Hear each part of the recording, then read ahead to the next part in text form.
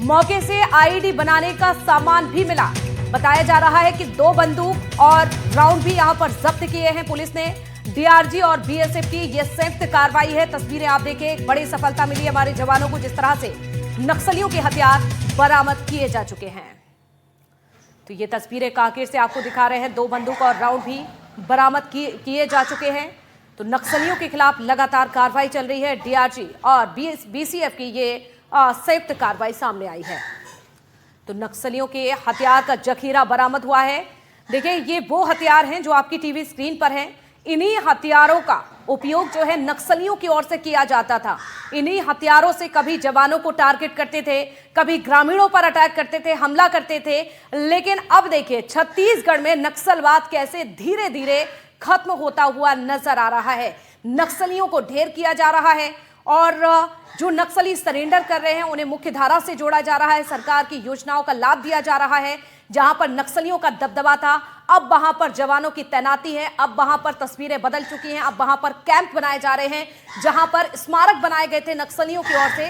और ये बदलते हुए कांकेर की, बदलते हुए छत्तीसगढ़ की ये तस्वीरें आपको दिखा रहे हैं। देखिए, बड़ी मात्रा में बड़ी खेप हथियारों की बरामद जवानों ने कर ली है।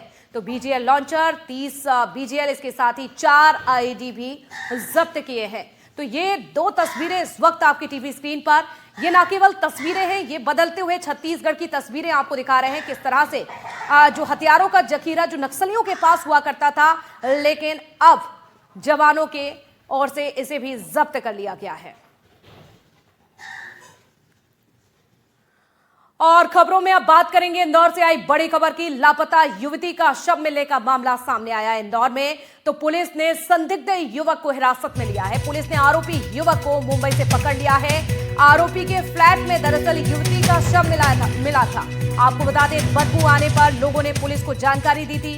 आरोपी युवक ने किराए पर यहां पर फ्लैट लिया था और इसी फ्लैट में आप देखें, रूम के अंदर शव मिला था युवती का। आरोपी युवक से पूछताछ अब पुलिस की ओर से की जा रही है। तो जिस तरह से देखिए, युवती इसी फ्लैट में अपने दोस्त के पास रुकी हुई थी, लेकिन अचानक से दोस्त गायब हो जाता है और कमरे के अंदर युवती का शव मिला। फिलहाल जांच जारी। द्वारकापुरी में एक बॉडी को रिकवर किया गया था। इसमें घटना इस प्रकार है कि 10 तारीख को एक पिता ने अपनी पुत्री को कलेक्ट्रेट के सामने छोड़ा था। गंगा निगम में उसको कोई काम था। उसके बाद 10 तारीख को जब वो घर नहीं पहुंची तो 11 तारीख को पंडितनाथ में इसकी गुमिनशान कायम किया गया था।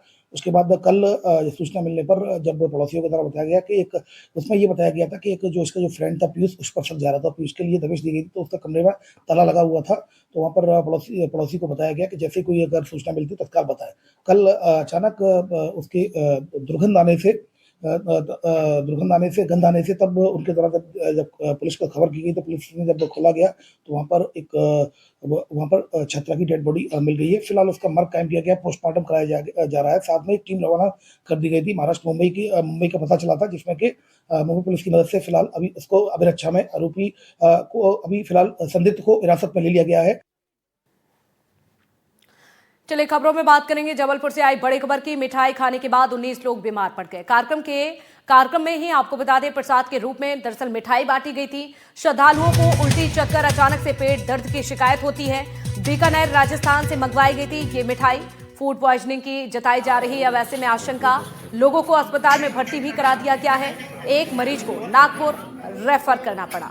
जबलपुर से इस वक्त की बड़ी खबर आपको बता रहे हैं। कार्यक्रम में दरअसल जो मिठाई बांटी गई थी, लेकिन इस मिठाई को खाने के बाद अचानक से कुछ लोग बीमार पड़ जाते हैं। श्रद्धालुओं को बताया जा रहा है कि उल्टी, चक्कर और पेट दर्द की शिकायत थी। तो बीकानेर, राजस्थान से ये मिठाई मंगवाई गई थी और देखिए, अचानक से मिठाई खाने के बाद लोग बीमार पड़ जाते हैं। हालांकि सवाल ये है कि मिठाई में ऐसा क्या था, क्या क्वालिटी सही नहीं थी, गुणवत्ता ठीक नहीं थी। फिलहाल ये सब अब जांच का विषय है। टूरी अस्पताल के आकस्मिक चिकित्सा कक्ष में अभी 4 मरीज आए थे। 2 उसमें बच्चे थे, श्रेष्ठ पटेल और सर्वोत्तम पटेल, और 2 महिलाएं थी, आरती पटेल और एक और महिला है, उसकी आयु 60 वर्ष है। ये 4 जो है उल्टी की शिकायत के साथ आए थे। उनको गैस्ट्रोएंटेराइटिस की संभावना लग रही थी। यह है कि परसों के दिन किसी व्यक्ति ने राजस्थान मिष्ठान भंडार भेड़ाघाट से मिठाई लिया है और त्रिपुर सुंदरी मंदिर में उन्होंने भंडारा करवाया। भंडारे के खाद्य पदार्थ खा के और मिठाई खा के कुछ लोग अभी बीमार हुए हैं। ऐसी खबर मिल रही है कि लगभग 19 लोग बीमार हैं, जिसमें से विक्टोरिया अस्पताल में 2 महिलाएं और 2 बच्चे भर्ती हैं। क्या खरीदा था परसों 4 किलो और त्रिपुर सुंदरी मंदिर में प्रसाद चढ़ाया इन लोगों ने। तो जिन भी लोगों ने खाया उनको परसों से ही बहुत तेज लूज मोशन और वोमिटिंग हो रही है। तो उनमें से कुछ लोग गोटेगांव में एडमिट हैं, कुछ लोग यहाँ पे हैं और एक जन ज़्यादा सीरियस थे तो मेट्रो से अभी नागपुर रेफर हुए हैं मिडास के लिए। क्या चीज खाने से पायन हुआ? मीठा लिया था राजस्थान स्वीट से। कहाँ पर है? भेड़ाघाट चौक। ऐसे कितने लोग हैं? 19 लोग हैं, 18-19 लोग हैं। बच्चे शहर वगैरह तो नहीं खाने में? अभी नहीं कि अभी किलो लोगों की तबीयत ठीक है तो पहले इलाज में लगे हैं। हाँ। उसके बाद कहाँ का मामला ये? भेड़ाघाट। कब से प्रॉब्लम हुई है? परसों लिया था। और खबर है बिलासपुर से। इंस्टाग्राम वीडियो पर धार्मिक टिप्पणी से बवाल हो गया। देवी देवताओं पर आपत्तिजनक टिप्पणी का आरोप लगा। तखतपुर थाने में नागरिकों ने यहां पर ज्ञापन सौंप दिया। लोगों ने ज्ञापन सौंपा है।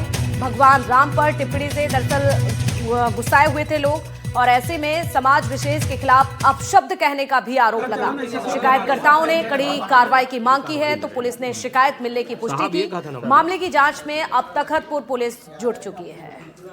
इंस्टाग्राम आईडी ये संबंध। इस वक्त मैं तखतपुर में मौजूद हूं, जहां धार्मिक भावनाओं को आहत करने का मामला जो है वो सामने आया है। जहां नगोई ग्राम के एक व्यक्ति द्वारा भगवान और जाति को लेकर के विभिन्न अभद्र टिप्पणी की गई है, जिसे लेकर के आज तखतपुर नगर वासी जो है वो थाना में शिकायत करने आए हैं और विभिन्न प्रकार की मांग है इनकी। जी बताएं। देखिए, जिस प्रकार से भगवान राम हमारे आराध्य हैं और ये हिंदुओं का सबसे बड़ा जो धार्मिक ग्रंथ माना जाता है रामायण को माना जाता है और रामायण के माध्यम से भगवान राम को पूजा जाता है। छत्तीसगढ़ भगवान राम के नवनिहाल है। वहाँ छत्तीसगढ़ में ही कुछ असामाजिक तत्वों के द्वारा, चाहे शराब के नशा में हो, चाहे वह उनकी गंदी मानसिकता हो, इसके तहत हमारे धर्म के आस्था को ठेस पहुंचाने का काम किया गया है। भगवान राम को अभद्र टिप्पणी के साथ गाली दिया गया है, जिसे लोग सुन भी नहीं सकते।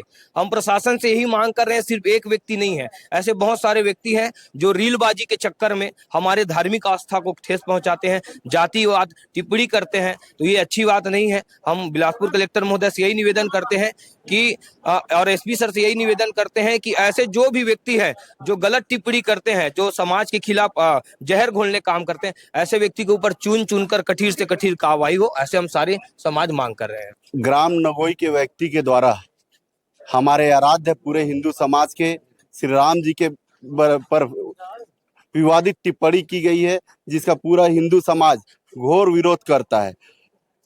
हमें सरकार से मांग है कि चाहे किसी भी समाज या धर्म के खिलाफ अगर टिप्पणी की जाती है तो ऐसा कानून बनाया जाए कि आने वाली अपराधियों की 7 पीढ़ी याद रखे और उनको जमानत न मिले, वो जेल में ही सड़ जाए और उनके घर में भी बुलडोजर चले। ऐसी कार्रवाई होनी चाहिए ताकि यह एक मिसाल बने। आप हिंदू संगठन से हैं? जी, मैं ये कहना चाहता हूँ कि इनके द्वारा आए दिन इस प्रकार का रील बनाया जाता है और इंस्टाग्राम फेसबुक में डाला जाता है और सभी धर्मों प्लस सभी जातियों के बारे में इनके द्वारा शब्द कहा गया है।